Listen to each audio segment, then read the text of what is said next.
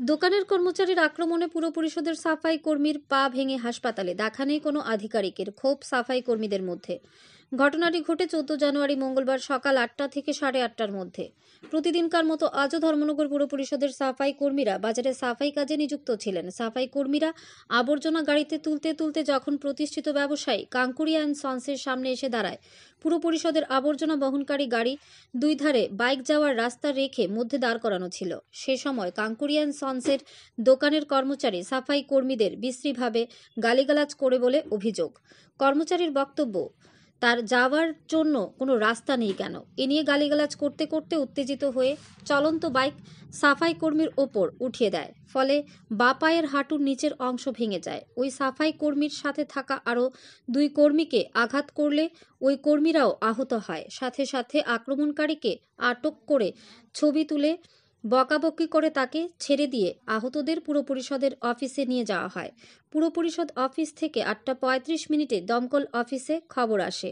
দমকল অফিসের কর্মীরা পুর পরিষদ অফিসে গিয়ে সেখান থেকে আহতদের উদ্ধার করে জেলা হাসপাতালে নিয়ে আসেন। সাফাই কর্মীরা আক্রান্ত হওয়ার বিষয়টি জানার জন্য পুর পরিষদে গেলে অফিসের বাইরে দেখা যায় একজন অপরজনের সাথে ফিসফিস করছে। সেই কর্মীদের কাছে তোলা আক্রমণের মুহূর্তের আক্রমণকারীর ছবি চাইলে সেটা দিতে অস্বীকার করে। অন্য কর্মীরা যখন দেখছে আমি ছবিটি নেওয়ার চেষ্টা করছি, তখন অন্য কর্মীকে ডেকে বলছে স্যার ডাকছে।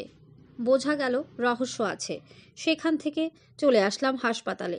সকাল 9:30টায় হাসপাতালে আহত সাফাই কর্মীরা স্পষ্টভাবে বলছে কে কিভাবে আক্রমণ করেছে এবং আক্রমণকারীর ছবি কে তুলেছে। সে সময় হাসপাতালে পুর পরিষদের কোনো আধিকারিককে দেখা যায়নি। প্রশ্ন হচ্ছে, প্রথমত গুরুতর আহতদের হাসপাতালে না এনে পুর পরিষদ অফিসে কেন নিয়ে যাওয়া হলো? দ্বিতীয়ত আক্রমণকারীকে আটক করলো, ছবি তুললো, তারপর তাকে পুলিশের হাতে না দিয়ে ছেড়ে দিল কেন? তৃতীয়ত আক্রমণকারীর ছবি সাংবাদিককে দিতে কেন ভয়? চতুর্থ, ঘটনা ঘটার 1 ঘন্টা হওয়ার পরেও আহতদের পাশে পুর পরিষদের কোনো আধিকারিককে দেখা গেল না কেন? প্রসঙ্গত উল্লেখ্য, হাসপাতালের এক কর্মী বলেন, আজ তাদের ওপর আক্রমণ হলো, আগামীতে আমাদের ওপর আক্রমণ হবে, তার জন্য সুষ্ঠু বিচার চাই। কিন্তু বিচার পাবে কি?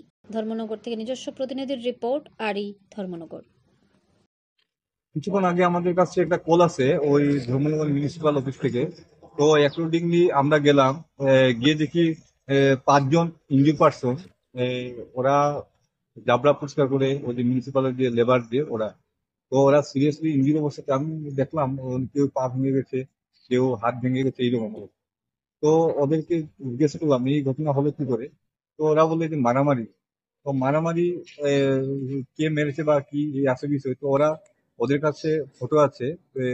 ওরা বললো যে কাঙ্কুরিয়াতে থাকে ওনার কর্মচারী, উনি নাকি ওই লেবারদের উপর আক্রমণ করেছে, তাতে 5 জন ইনজুর হয়েছেন। মানে যারা আহত হয়েছেন ওনাদের বক্তব্য এটা, ওনাদের বক্তব্য। এবং মিউনিসিপালের যে আরো এমপি আছে, কর্মচারী আছে, ওরা সবাই কাঙ্কুরিয়ার কর্মচারীর উপরে ওরা ওদের কথা বললেন আর কি। যে ফটো আছে। আহত কে কে হয়েছেন? আহত হয়েছেন 5 জন। হাসিম আলী, বয়স 52 বছর, নীরদ দাস, বয়স 72 বছর, বিধান